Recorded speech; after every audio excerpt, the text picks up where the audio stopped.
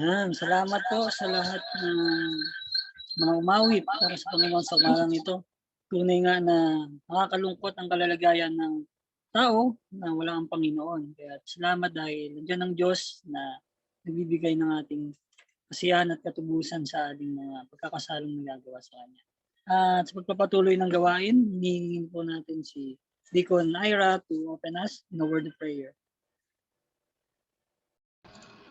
Let's pray. Father God, we are glad and magnify your wonderful name, Panginoon, for this morning, Lord, na pinagkaroon sa amin.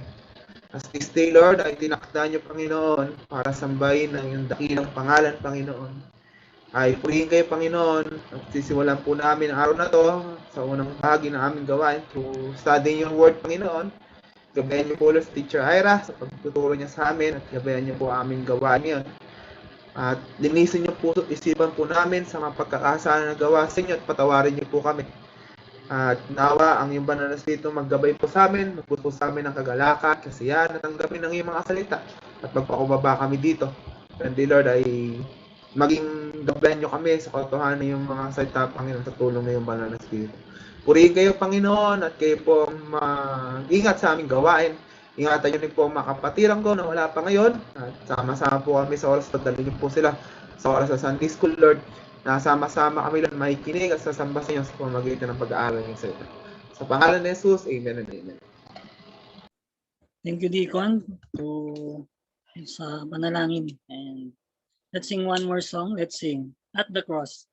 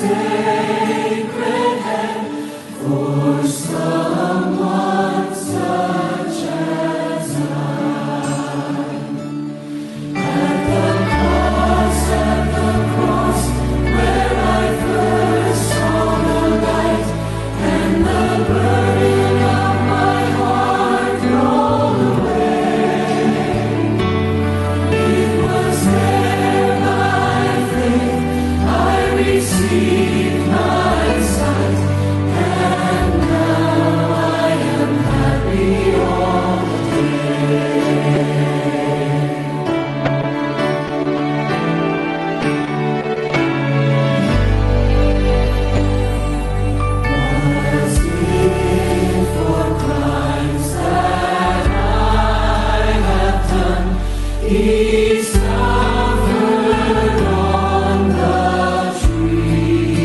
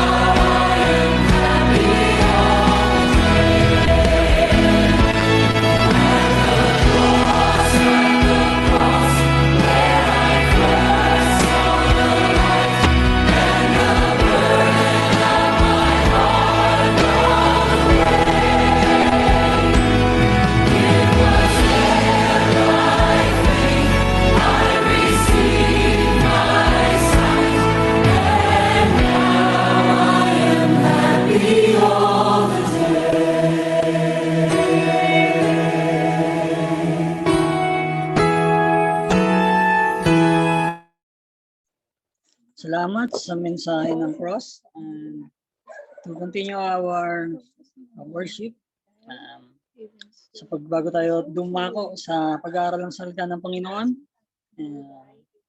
siguro bigay po muna natin yung ating mga memory verse na ng mga nakaraang lesson, especially sa nung last week nung tinuro ni Teacher Ira, yung mga memory verse natin.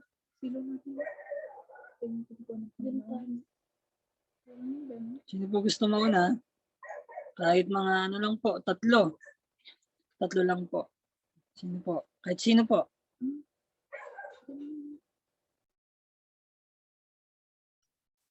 Yun po, good morning po sa lahat. Yung verse ko po is 1 Corinthians 15 verse 22. For as in Adam all die, even so in Christ all shall be made alive. Good morning po. Yung memory verse ko po is 1 Corinthians 15:21. For since by man came death, by man also came the resurrection of the dead. Thank you, si Sepyut. Sino pa po? Morning po. Memory verse, Morning. Deuteronomy 29:29. The secret things belongs to our Lord our God. But the things revealed belong to us and to our sons forever, that we may observe all the words of his law. Thank you, Sister Shannon. Last po, last. That sin came into the world through one man, and death through sin, and so death spread to all men, because all sin. Anong verse uli yun? Sister? Romans 5:12. 5:12. Sige po, last na lang po talaga. Siya na lang po. Baka may gusto pa.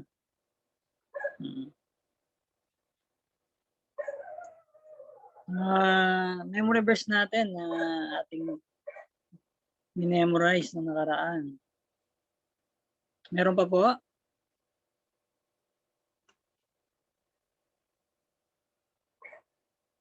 Ako na lang po kung wala po. Akin po, Romans 5:19.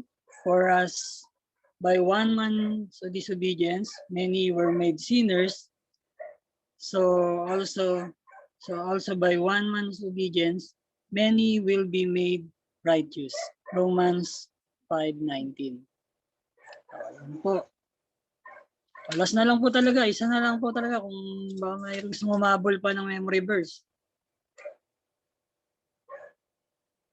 Kung wala na po, tawagin na po natin ang ating tagapagturo ngayon ng lesson natin. Welcome po natin si Teacher Ira sa lesson natin sa umagang ito. Teacher Ira.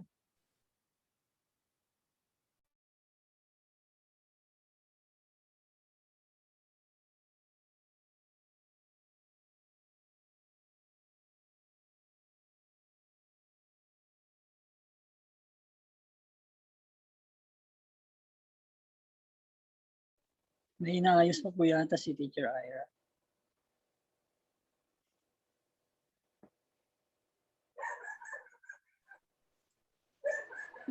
Habang nagpe-prepare pa si Teacher Ira, baka Recite ka muna, Je. Memory verse mo, Je. katatapos lang po, Pastor, yung po. Romans 5:9. Good. Tapos lang po. Si Deacon, baka gusto mag-memory verse si Deacon. Hindi mo tinatawag eh. Romans 5:19. For as one man Sabi ko sa'yo, gusto yan. obedience, many were made sinners, and also for one man's obedience, many were made righteous. Romans 5:19. Si Brother Gilbert, baka gusto rin, tawagin mo. Natin si Brother Gilbert to give the memory verse. Ayan na po. Hello?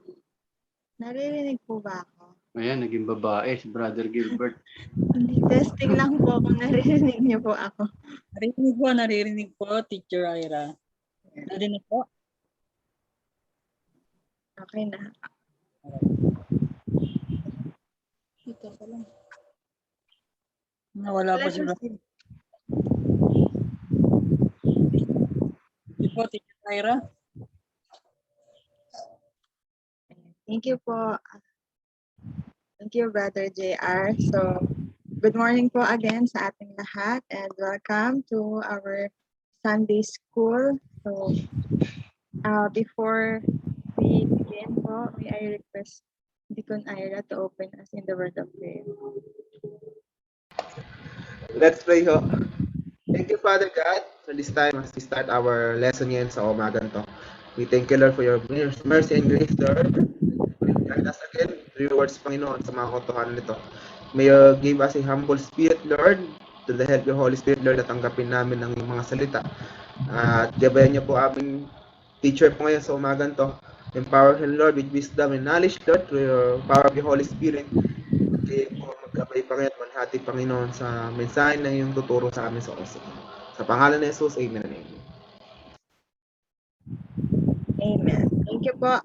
So, this is still the continuation of our study in discerning the light of man. And today po we are on the 5th chapter of this material that we had. And this chapter is about the total depravity and moral corruption. So last Sunday po, we have learned 3 things about the fall of mankind. So na-discuss po natin yung biblical truths about the fall of Adam.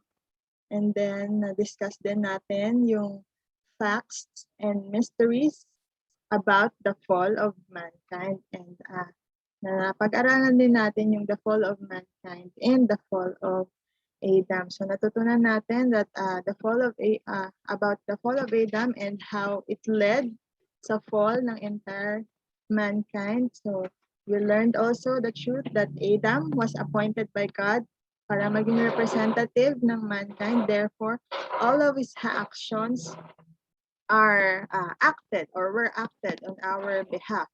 And because Adam sinned, sin entered the world, and then death through sin, kasi tayong lahat ay nagkasala. So all of Adam's descendants ay na-inherit yung sin ni Adam, and because the wages of sin is death, na-inherit din natin yung penalty of sin na death. No, not only death, but also moral corruption. So all in all of us were born morally corrupt and merong natural inclination to evil, at we are all under the sentence of death.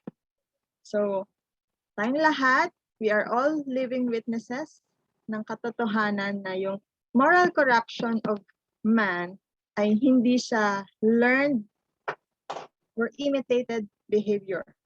Kasi man's moral corruption is an inherent trait rooted deeply in our hearts. So man's moral corruption is not a learned or imitated behavior, but an inherent trait rooted deeply in our hearts. So nasa puso na ng lahat ng tao yung moral corruption. Even yung human history, yung literature, philosophy, at iba pang mga religions, no, meron silang they have evidences na yung moral corruption ay it's a trait na nasa puso na ng bawat tao. Pero all of them also ay nagsistruggle sa pagpapaliwanag ng reality ng man's moral corruption. Even Apostle Paul, sabi po dyan sa Romans 7:15, sabi dyan, "For I do not understand what I am doing, for I am not practicing what I want to do, but I do the very thing I hate." So in context po, kung aaralin natin yung verse, si Paul dito ay nag-express ng kanyang frustration na even though he is already a believer, no, na siya ay free na from the authority of sin, he still continue na namumuhay under the influence of sin. So sinasabi dito na even though na nagde-desire ang tao to do what is right, we still find ourselves na ginagawa yung wrong thing without knowing why. So si Paul then recognize na dito yung inability niya to do right at na-realize niya yung kanyang need to be delivered from sin by God through Jesus. So in-explain dito ni Paul na knowing the law of God does not make a person holier. No, it can actually attempt us to para magkasala pa. So isa lang 'yon sa maraming effect ng sin towards man. So by this pa lang, dito pa lang sa verse na to, nagkakaroon na tayo ng overview about what total depravity is. Na kahit tayo ng mga mananampalataya ay hindi tayo excuse. So yan po yung focus ng ating lesson today. So this chapter ay i-divide po siya into 2 parts. So yung title natin is Total Depravity and Moral Corruption. So for today po, i-discuss muna natin yung total depravity. Ano ba ibig sabihin niyan? So yung term na total depravity, ito yung term na ginagamit ng maraming theologians kapag pinapatungkulan nila yung lalim ng minanang corruption ng tao. So tingnan natin yung origin ng word na depravity. So sabi dyan, it's from the Latin preposition de na nagpapatungkol sa intensity, and it's from the Latin word pravus na ang ibig sabihin ay twisted or crooked. So para masabi na ang isang bagay is depraved, no, ibig sabihin yung original state ng bagay na yon ay na-twist or na-deform. So kapag sinabing ang tao ay depraved, ibig sabihin he has fallen from his original state of righteousness at yung kanyang nature ay naging corrupt na. So general yun, general na definition yun ng total depravity. So yung total depravity, madaming mga misinterpretations to. So let us understand ngayon sa ating lesson what it means or what it does not mean and what it means. So tingnan muna natin kung ano yung hindi ibig sabihin ng total depravity. What total depravity does not mean. Okay, so number 1. Next, yan. So number 1, total depravity does not mean that the image of God in man was totally lost in the fall. Next slide. Pa-click next. Yan. So, buksan po natin yung mga Bibles natin in Genesis 9, verse 6. Medyo kita pa din pala yung word. So, Genesis chapter 9, verse 6. Open niyo po yung Bibles nyo at sabay-sabay po natin basahin. Genesis 9, verse 6. Whoever sheds human blood, by man his blood shall be shed, for in the image of God he made mankind. Next po. Para mag-white siya. Yan. So, yung dito sa chapter na to, no, ito yung, kung aaralin niyo po yung buong chapter, ito yung when God made His covenant to Noah sa pamamagitan ng, promise niya, sa pamamagitan ng rainbow. So, dito sa verse na to, sa verse 6, ang Panginoon ay nagbigay ng specific command na wag pumatay. No? Sabi dyan, for if a man does, ire-require ng Panginoon yung blood ng taong gumawa nun. So, yung reason na binigay ito ng Panginoon because, sabi dyan, for in the image of God, He made mankind. So, ini-imply ng verse na to how God values man kasi kinreate niya to sa kanyang image. No? Pinapakita din dito na kung paano binalyo ng Panginoon yung buhay ng tao over the life of animals. Kasi sa previous verses, sinabi doon na they were allowed to kill at eat animals. Pero yung man at animals na mag-kill ng isang tao will be required of their blood. So, pinapakita dito ng verse na tayo ay created in the image of God, kaya mas binavalue ng Panginoon yung buhay ng nating mga tao. So, hindi nawala yung image of God sa tao even after nung fall ni Adam. So, pinrove din yan ng 1 Corinthians 11 verse 7. Open nyo po yung mga Bibles nyo. 1 Corinthians 11:7, sabi po doon, for a man should not have his head covered, since he is the image and glory of God, but the woman is the glory of man. So ito naman pong verse na to, ang context naman po nito is nung si Paul ay nagturo about Christian order or how to act appropriately as Christian man and Christian woman.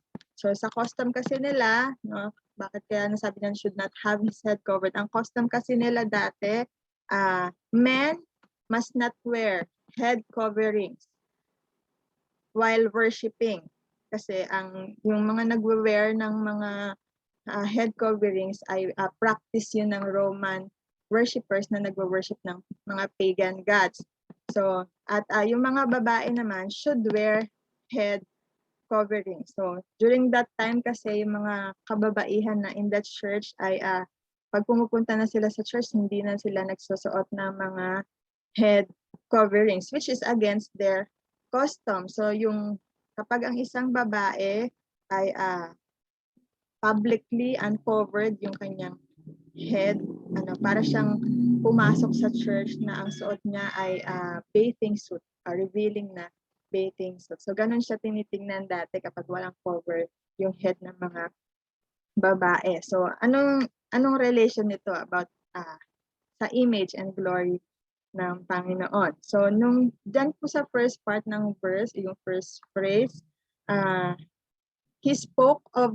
Paul spoke of men bearing the image and glory of God. So, ang nire-reference dito ni Paul ay yung Genesis chapter 1 verses 26 na natutunan din natin in our previous lesson na ang purpose ng man's creation in God's image ay para ma-display yung glory ng Panginoon. So, ang main point here ay dapat Christian men and women ought to be respectable in their manners and dress kasi nire-reflect nila yung glory of God as image bearers. Okay? So, ito ay nasa New Testament na, pero man is still addressed as image bearer of God. So, si James din, nabanggit na din to doon sa James chapter 3 verse 9. Ang sabi po doon sa James 3 verse 9, buksan niyo po yung mga Bibles niyo, huwag po tayo umasa sa nasa screen. Sabi po daan, with it, we bless our Lord and Father, and with it, we curse people who have been made in the likeness of God. So, ang context po nito ay yung how James described yung tongue or how it can be used to give praise and worship to God at kung paano din ito ginagamit to curse God's creation na kinreate in His own image. So, makikita din po natin na ito yung second time na ginamit ni James na reference, yung Genesis chapter 1. about being created in the image of God. So, even after the fall, yung scripture, ina-affirm niya na hindi nawala yung image of God sa tao. So, lahat po ng verses na yan na pinapakita sa atin na there is a real sense in which the image of God remains in every man. So, lahat ng verses na yan, they still refer to man as having been made in the image or likeness of God. Therefore, total depravity does not mean that God's image in man was totally lost in the fall. Because even after the fall, ang scripture ina-affirm na ang man ay created in the likeness of God. So that's number 1. Number 2, total depravity does not mean that man has no knowledge of the person or the will of God. So, hindi ibig sabihin, total depravity does not mean na ang tao ay walang kaalaman sa persona ng Panginoon. No, hindi nun inaalis yung kakayahan ng tao na alamin ang katotohanan about sa Panginoon. So, sabi po sa Romans 1, verse 18. Romans 1, verse 18. Alright. Romans 1, verse 18, sabi po, for the wrath of God is revealed from heaven against all ungodliness and unrighteousness of people who suppress the truth in unrighteousness.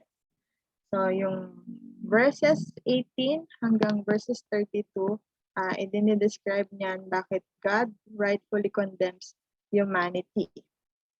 At yung humanity dyan is tinitignan as downward progression. O progression siya, pero pababa.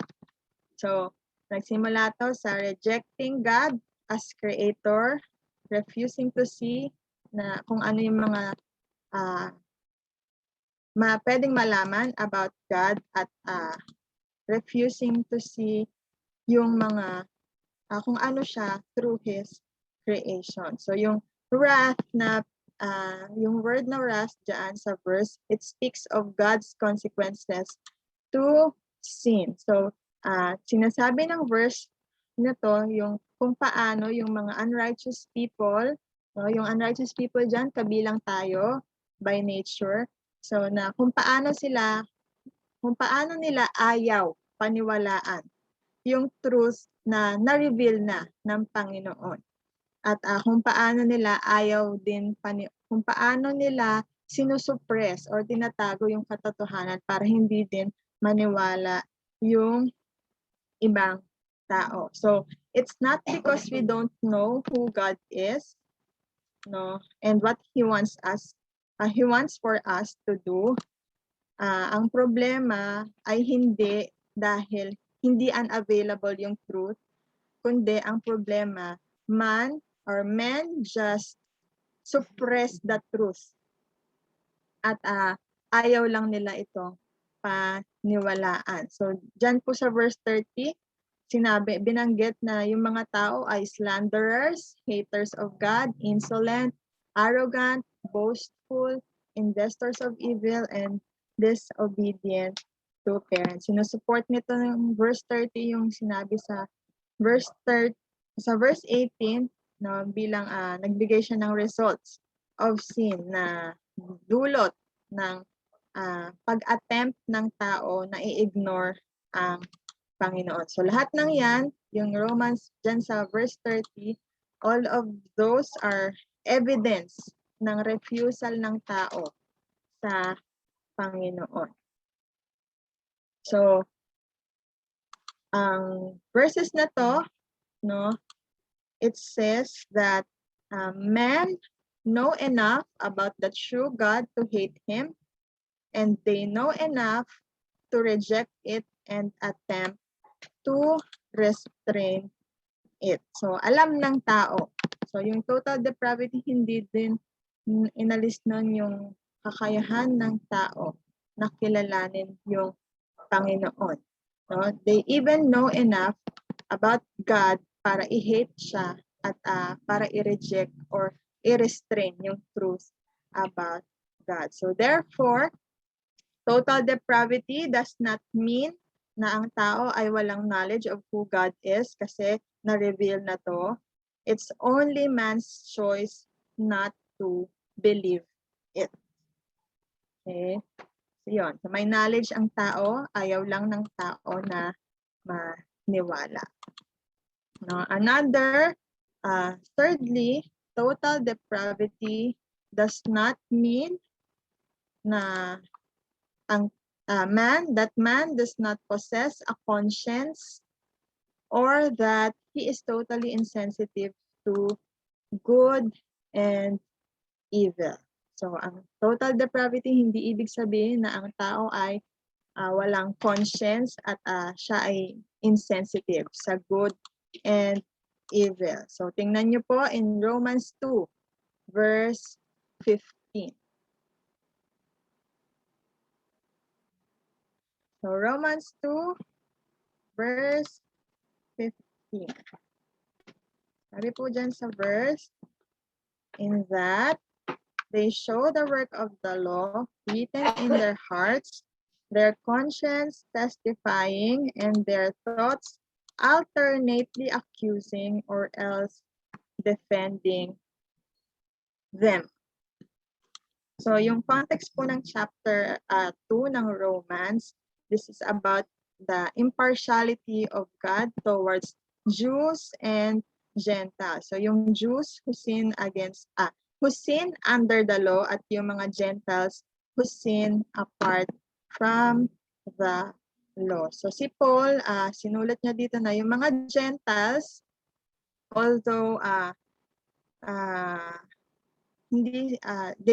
although they are not given God's law or required sila na sundin ito, they may end up keeping parts of the law by nature sa pamamagitan lang ng pakikinig nila sa kanilang own conscience. So, this verse means na ang Panginoon, He has built in the heart of all people yung sense of right and wrong. So, itong conscience na to, ito yung nagko-condemn sa atin kapag tayo ay mali or gumagawa ng mali. At ito din yung nagde-defend sa atin kapag tayo ay gumagawa ng tama or tayo ay nasa tama. However, yung conscience is not our standard. Kasi dyan, kung mapapansin nyo po sa verse dyan, yung thoughts alternating or sa ibang translation, competing thoughts. No? Kasi yung conscience, it can be hardened or softened. Kagaya ng binanggit sa 1 Timothy 4:2. Sabi po dun sa 1 Timothy 4:2, but the Spirit explicitly says that in later times, some will fall away from the faith, paying attention to deceitful spirits and teachings of demons by means of the hypocrisy of liars seared in their own conscience as with a branding iron. So, itong verse nito, ang pinapatungkulan nito ay yung paano i-abandon ng tao yung faith nila sa mga susunod na panahon. Kasi merong mga false teachers na magtuturo.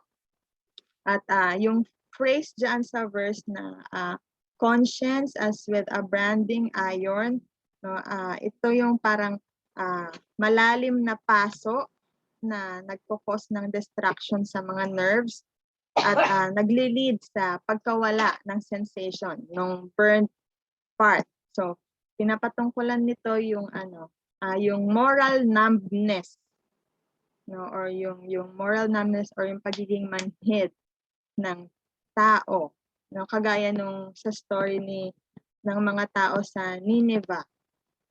So, that is why tayo mga believers, we do not depend on our conscience, only to the working of the Holy Spirit. So man has, all men possess a conscience. Lahat ng tao ay merong sense of good and evil dahil meron nga tayong conscience. So total depravity does not mean na ang tao ay walang conscience or hindi nila or sensitive sila or insensitive sila sa paggawa ng tama at mali. Okay? And then, fourthly, pang-apat na ba to? Yan. Fourth, total depravity does not mean that man is incapable of demonstrating virtue. So, very self-explanatory yan.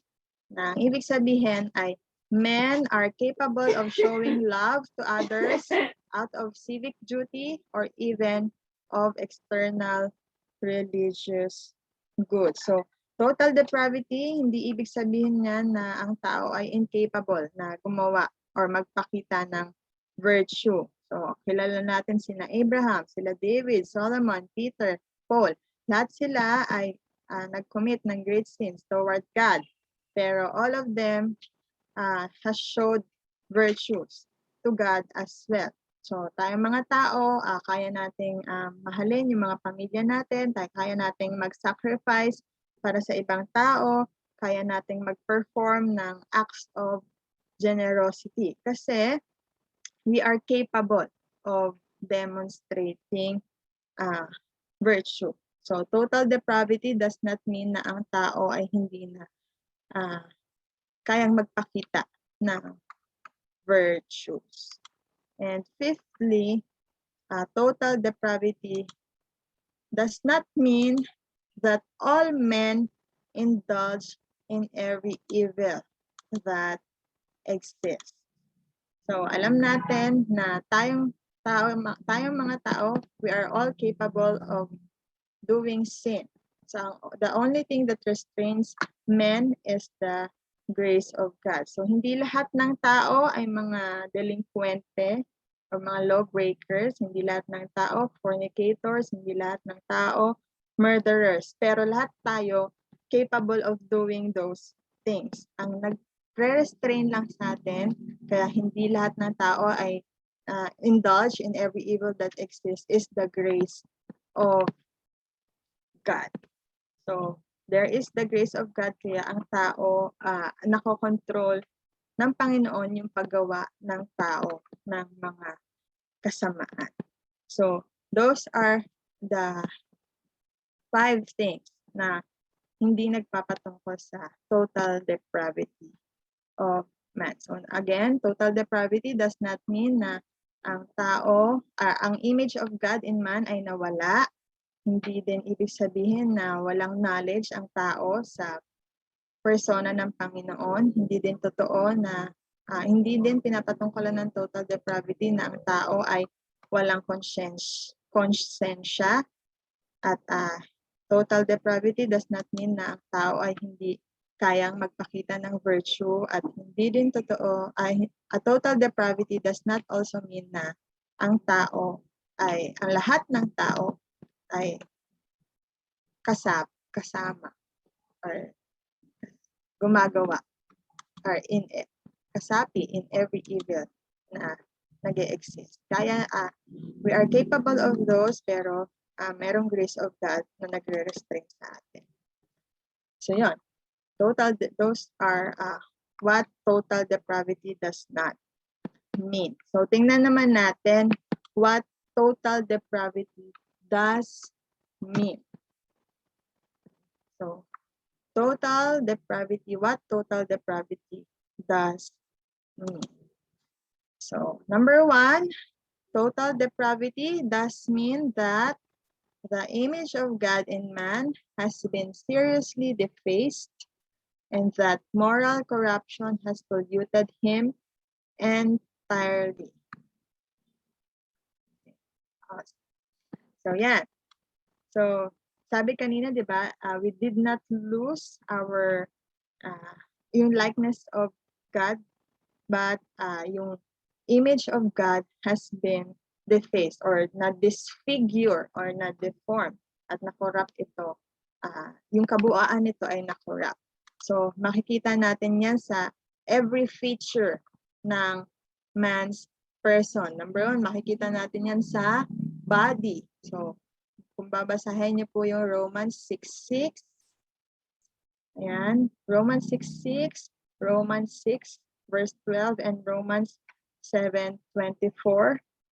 So lahat po yan ng lahat po ng verses na yan ay nagpapakita or nagre-refer sa ating body as spiritually dead because of sin. Dun po sa Romans 6 verse 12, sinasabi po dyan na lahat ng tao ay merong lust of the flesh or lust of the flesh.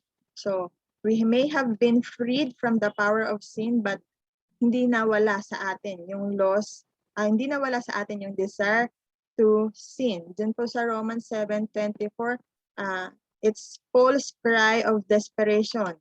No, na, yun nga, sinasabi niya dyan na although he is free from the slavery of sin, hindi mawala sa kanya yung desire to sin. At in-acknowledge din niya yung kanyang loss of control through sin. Kaya nag-ask siya dyan for someone who could help him be free from it.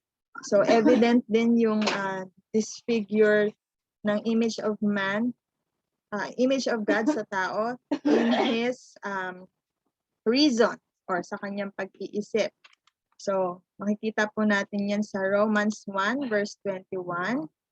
Makikita nyo din yan in 2 Corinthians.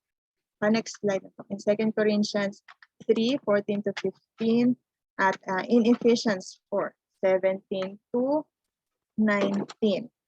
So, yung Romans 1:21, ito ay nagpapatungkol sa denying of man sa isang obvious God at refusal to the truth.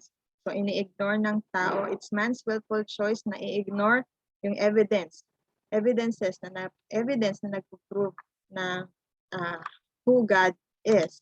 So, diyan po sa 2 Corinthians 3:14 to 15, pinapatungkulan naman dyan yung ni Paul yung yung minds ng Israelites, no, during their journey with Moses, na sabi dyan, they were hardened with sin. So aware ang mga Israelites na si Moses ay tumatanggap ng direct commands from God, pero yung mga Israelites, naggawa sila ng idol to worship instead of worshiping the Lord. So, ganon, nasira na yung pag-iisip, na-corrupt na yung pag-iisip ng tao. Ganon din sa Ephesians 4, verses 17 to 19, sabi dyan, in the futility of minds. So, meron dyang phrase na nagsabing, in the futility of minds being darkened in their understanding. So, ina-explain dyan ni Paul na yung goals ng futile minds ay it has no point or it has no purpose. So, all of those are in vain. So, nasira na yung reasoning ng man. And then, also affected din ang emotions ng man, or yung affected din yung emotions sa tao. So, sabi yon sa pinatunayan yun ng 2 Timothy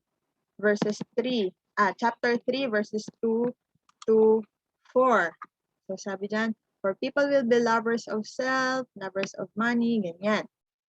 So, dun po sa dulo, sabi dyan, lovers of pleasure rather than lovers of God. So, dito si Paul, nag-list down siya ng 19 traits or attributes na nakikita sa mga evil people. So, dahil all men are sinners, meron tayong ng lahat ng behaviors na yan. So, pinrove din yan in Romans chapter 1 verses 26 to 27 and in Galatians 5 verse 24.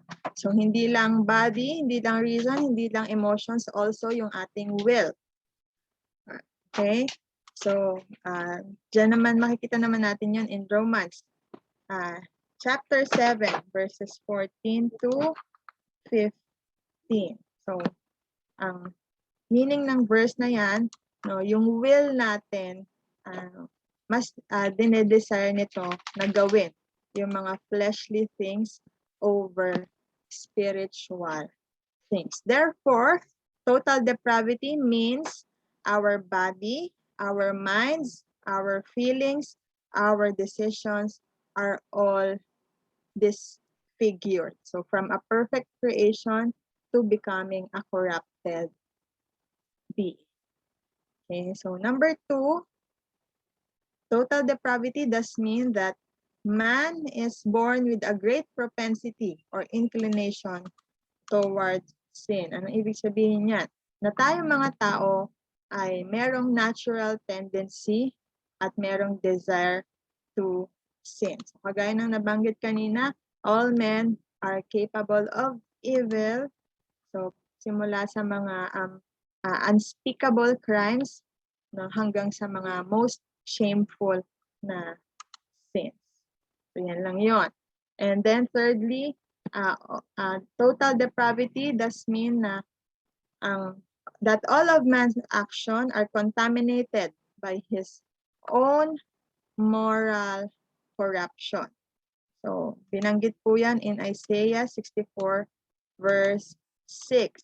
So, dinescribe tayo dyan as unclean, like a filthy garment, wither like a reef, and all our wrongdoings are taken away by the wind. So, ito ay, ang pinapatungkalan nito ay yung general corruption of manners among men, no? Para tayong mga tao na may leprosy, na nababalot ng wounds and bruises from head to foot.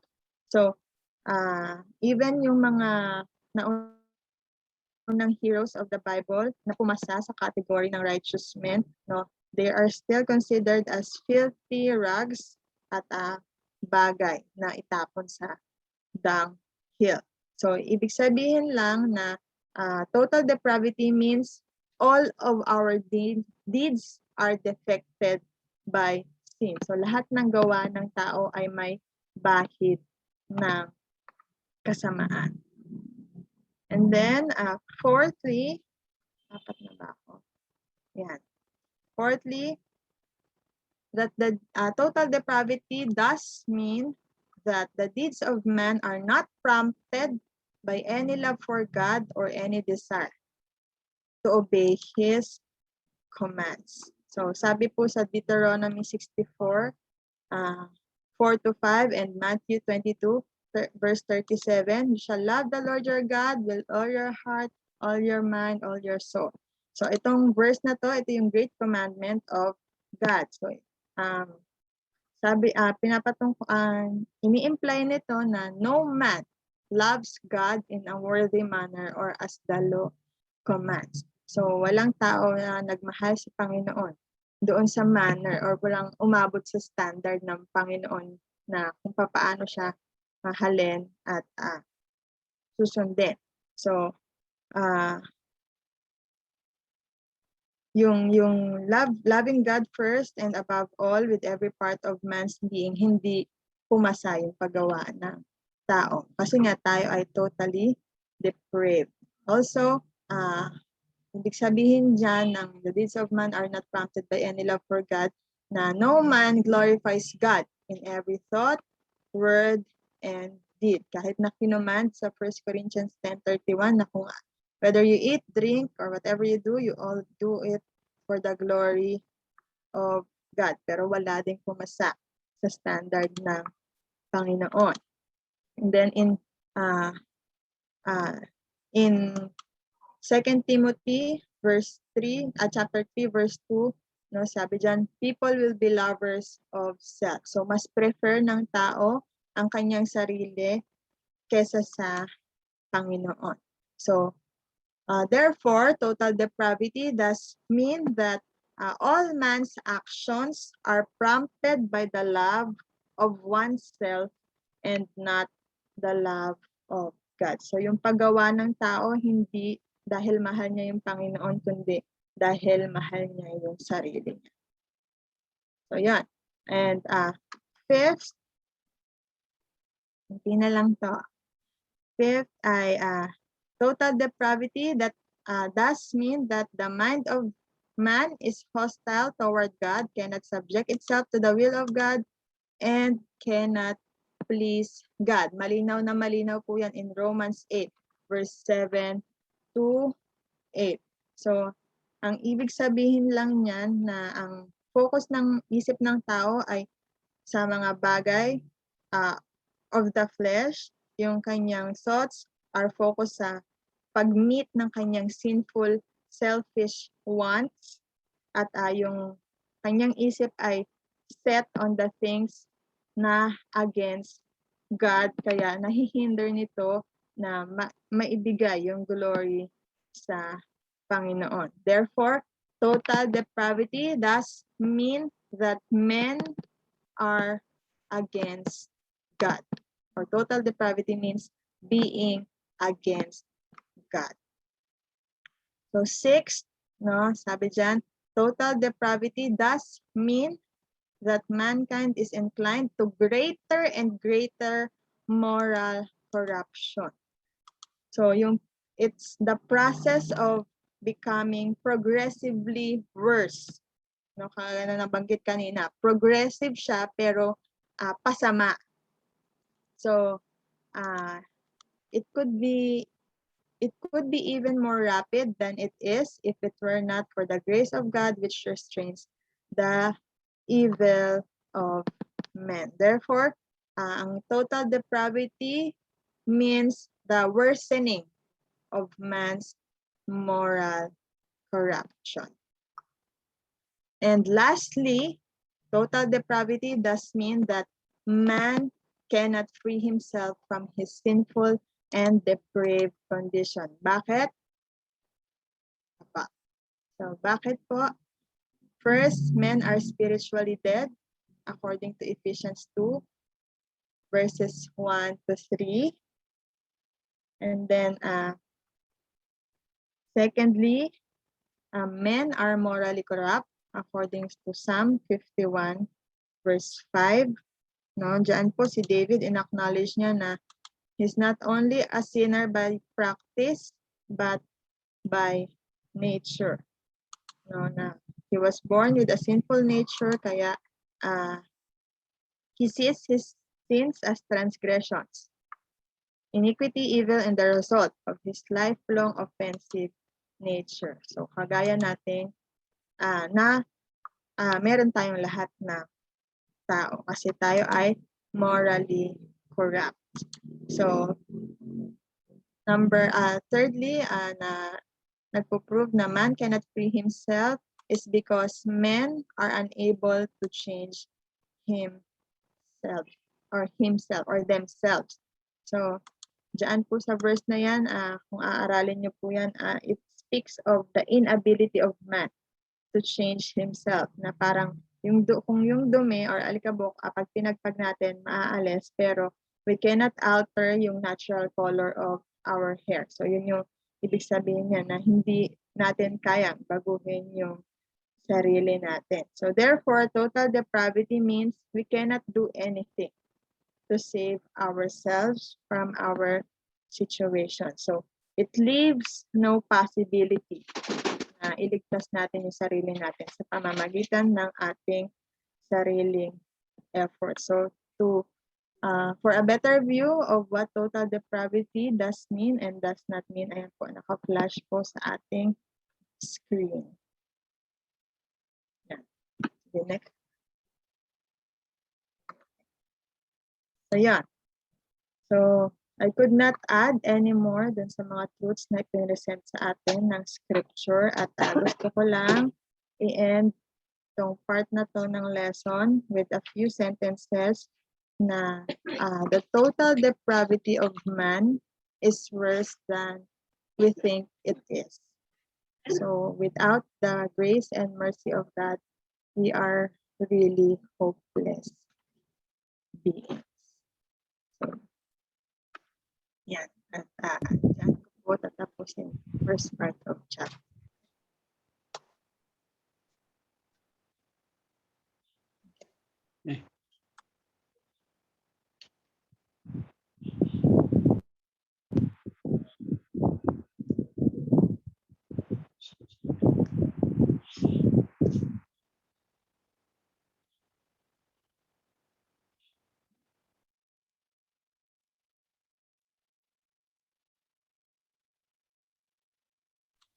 Balik ko na po sa ating host or kung may gusto add.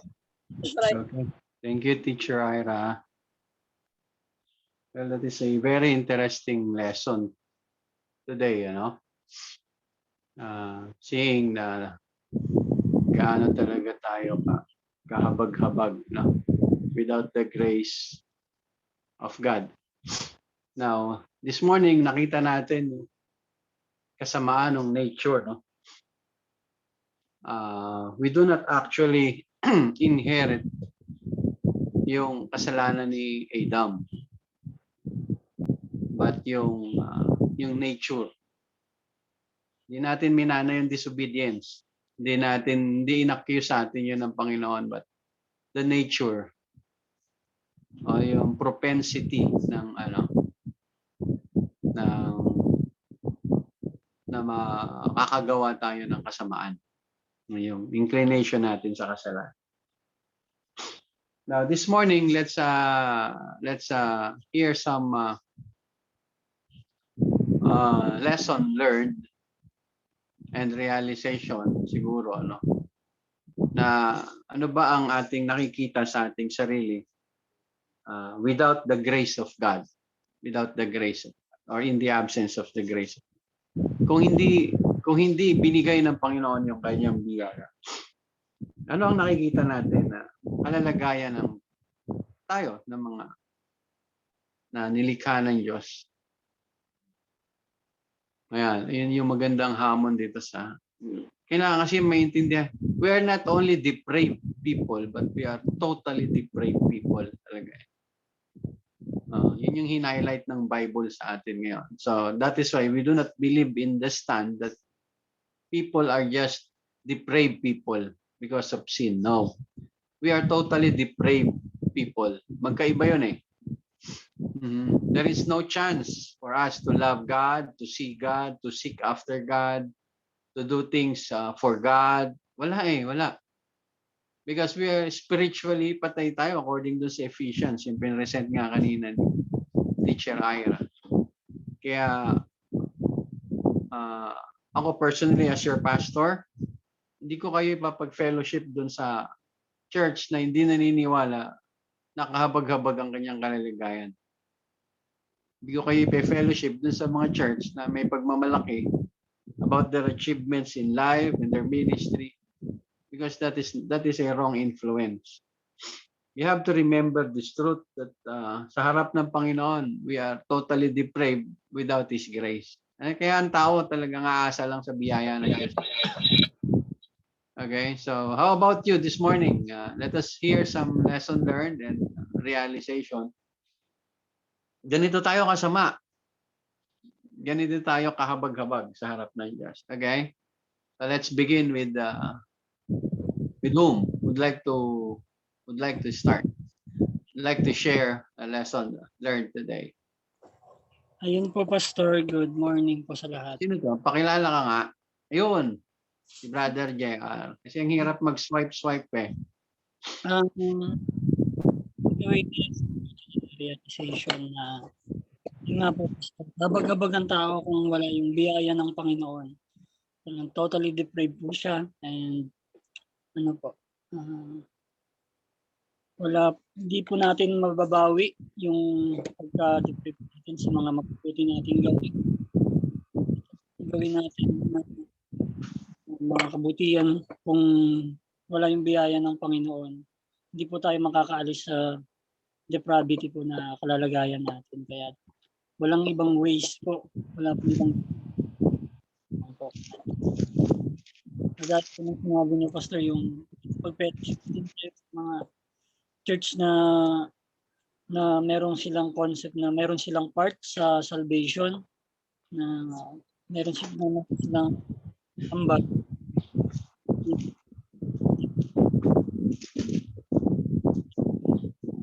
Kaya ano, kaya doon po na Brother JR, pakilaksan mo yung boses mo, nawawala ka eh. ayun po. Yung mas lalo ko appreciate sa biyaya talaga ng Panginoon dahil total depraved po eh. Sabi mo wala po talaga. Kahit anong gawin, walang paraan kasi totally absolute po yung pagiging pagkasadlak natin po. Kaya mas na-appreciate ko lalo ngayon after ng mga natutunan ko ngayon yung biyaya talaga ng Panginoon ng ginawa niya.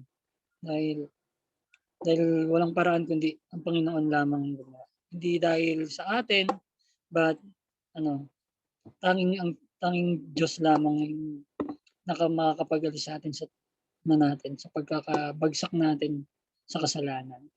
Yun po yung takeaway lesson ko.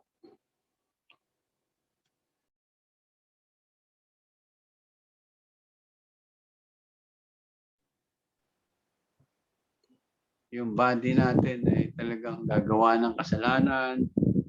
Yung mga pangangatuwiran natin are crooked. Sabi ng lesson, our emotion hindi pwedeng pagkatiwalaan.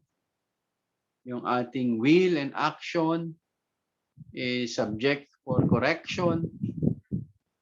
Nakakahabag ang kalagayan ng tao. Well, siguro familiar kayo doon sa tinatawag nila na tulip, no? Or tinatawag natin na 5 points of sovereign grace na ginawa ni sino nga? Ni John Calvin. Okay? Doon sa tulip, ito yung letter T. But we are not after John Calvin. Our church is not Calvinistic by nature, no? Kaya lang talagang yung katuruan na yun kasi biblical eh. Kaya ngayong umaga, nakita natin, nadaanan natin yung total depravity of man is indeed a serious teaching from the Bible. This is not a stand na dahil lang may loyalty tayo sa isang personalidad. No.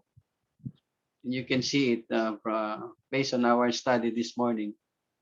Ang tinuturo kasi nito ay yung kalalagayan ng tao sa labas ng biyaya ng Panginoon. So ang pinupuri natin dito yung biyaya talaga ng Diyos. Okay? So kung ikaw ay pinanganak sa kasalanan, Brother Bear, paano mo ilalabas ang sarili mo sa kasalanan kung walang biyaya ng Diyos?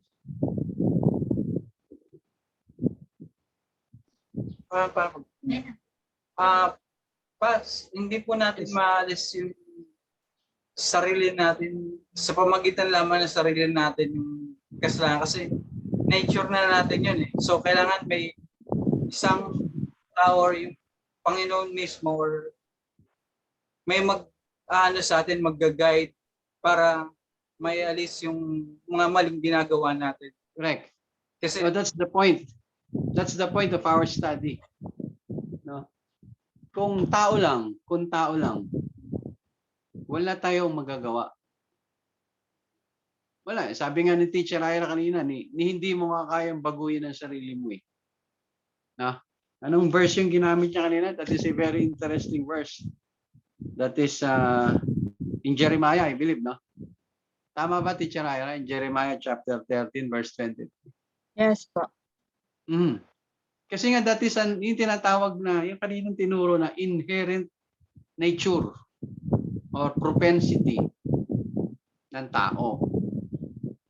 Kaya pagdating sa salvation, kung hindi mo kayang baguhin ang sarili mo, kung hindi ka makakaalis doon sa nature ng pagiging makasalanan, paano mo ililigtas ang sarili mo?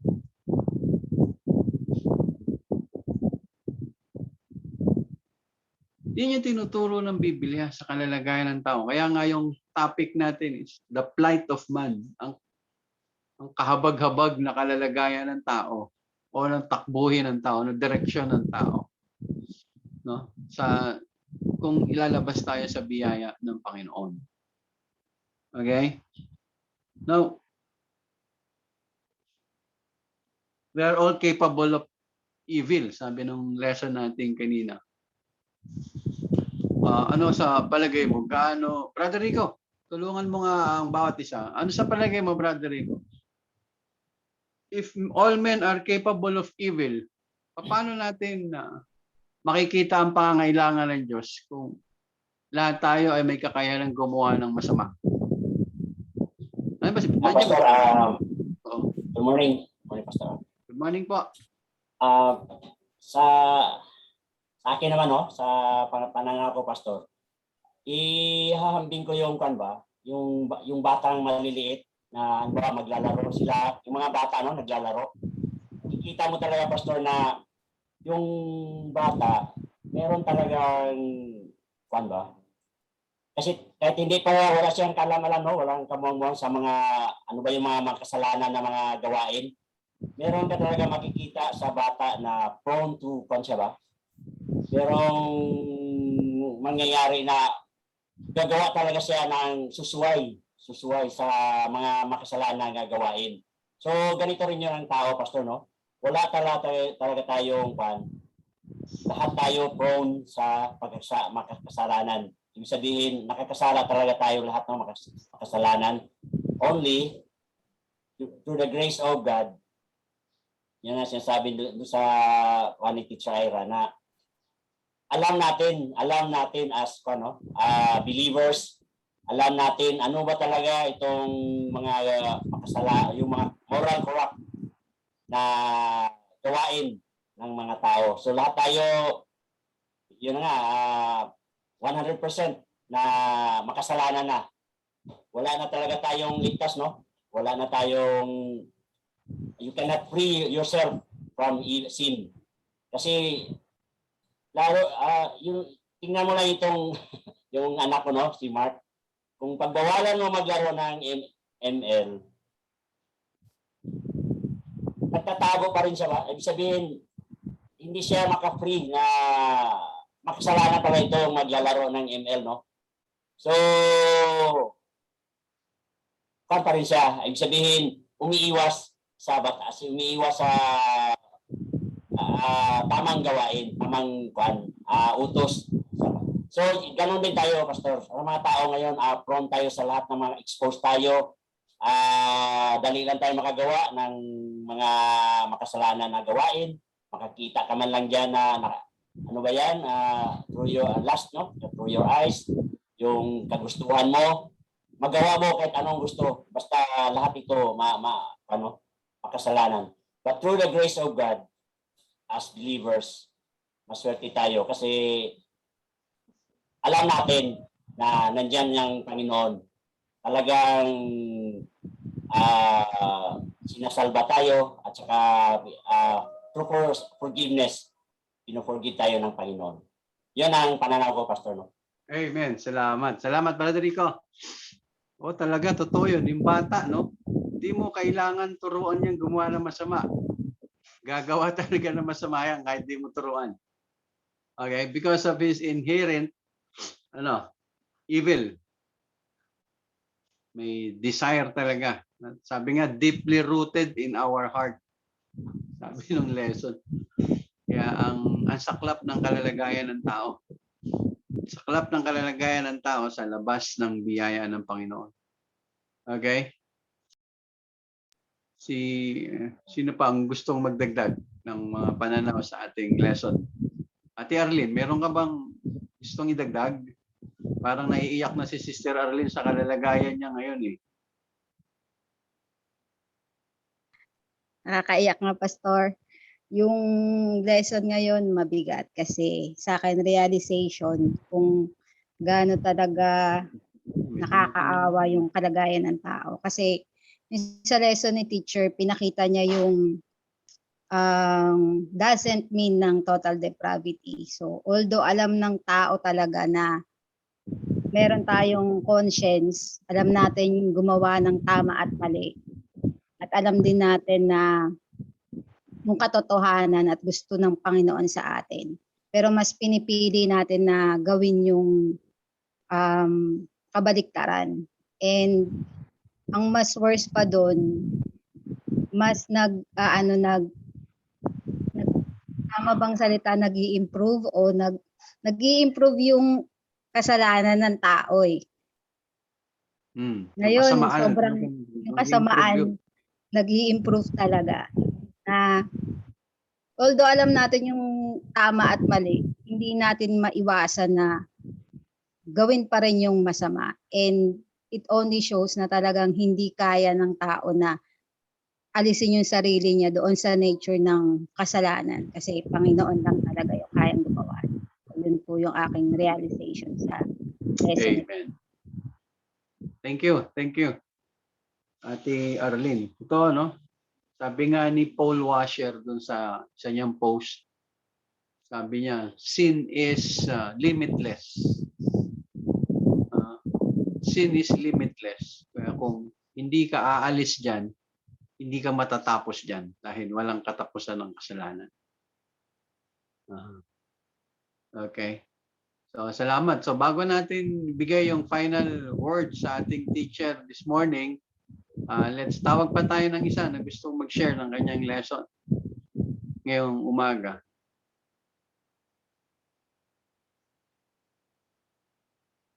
Pwede pa isa po. Anybody, just open your microphone. We're running out of time. We only have 4 minutes more left. 3 minutes na lang. So, wala na? Okay, let's give now. Sige, go. Yung lesson po. Sino to? Si Milen? Apo. Sister Milen, okay, go. Good morning po. Yung sa akin po, Pastor, yung lesson natin ngayong umagang to, nag-alis siya sa akin sa frustration. Okay. Kasi, di ba, nakita natin kung gaano kasama yung tao. And na-experience natin yun sa pang-araw-araw na buhay natin. And at the same time, kasi di ba tayo, minamahal natin yung mga kamag-anak natin, yung mga kaibigan natin. And minsan, parang ako personally napoprostrate ako na itong kamag-anak ko na parang kulit, ang tigas ng ulo, parang kahit ano sabihin mo sa kanya, kahit anong aral yung ibigay mo sa kanya, parang bumabalik pa rin siya dun sa paggawa ng kasalanan. So today po, yun nga po, naalis ako dun sa frustration ko na gano'n na dapat talaga ilagak natin lahat sa Panginoon kasi on our own, hindi natin kaya eh.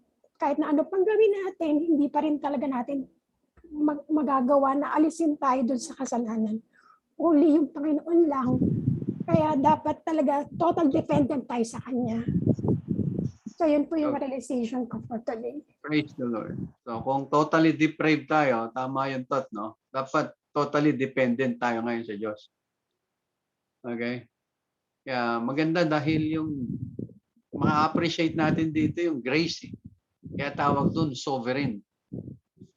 And if you do not believe that God is sovereign, that His grace is sovereign, hindi ka maaalis sa mga pangangailangan dahil kahabag-habag ang buhay. Okay?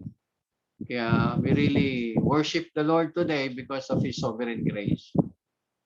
Kaya ang pagsamba mo ngayon, no, ay maging makatotohanan dahil nakikita mo ngayon kung gaano tayo kahabag-habag ng mga nilikha ng Diyos dahil sa kasalanan kung hindi tayo biniyayaan ng kaligtasan.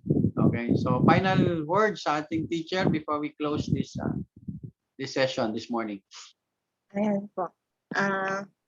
So, since we learn na that we are totally depraved, so, na-realize, part din to na realization ko na without sa grace ng Panginoon, ano na kayang itsura ng mundo natin, no? Ano na kayang kalalagayan ng mga tao. At part of me din ay nasasaktan sa lesson na to kasi it's para tong isang sampal sa katauhan na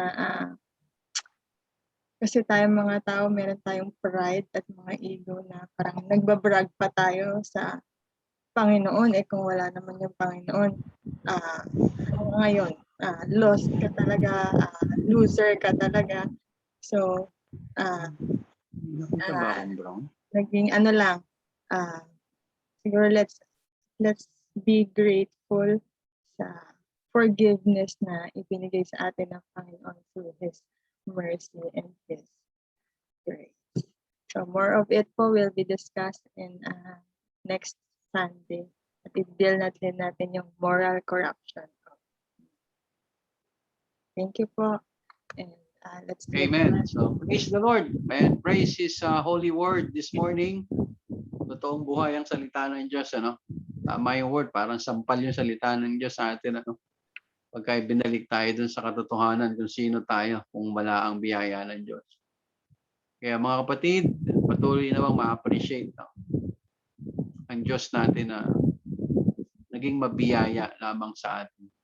Kaya nagkaroon ng kabuluhan ng buhay na ito. Ano tayo ngayon? Paano tayo nabubuhay ngayon? Sa mga nangyayari ngayon? Ang lahat ay napapailalim sa kontrol at sa yaman ng biyaya ng Panginoon.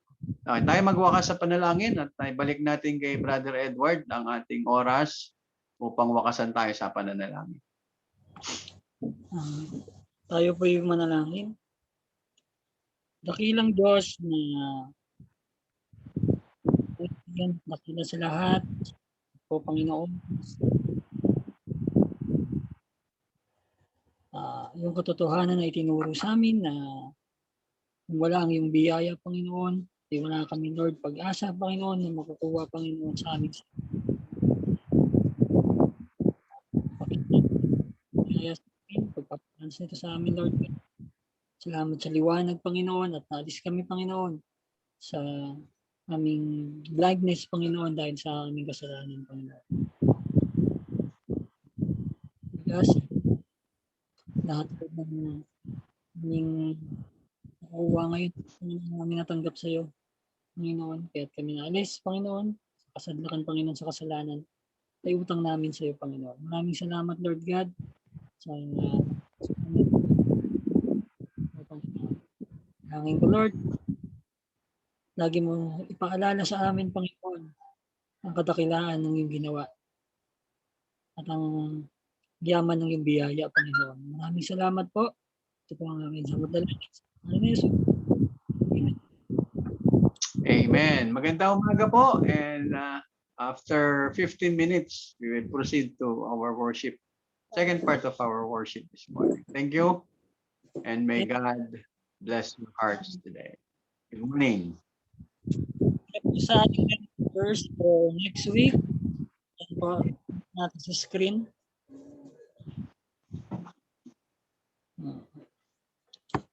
Iyo. Screenshot. May mga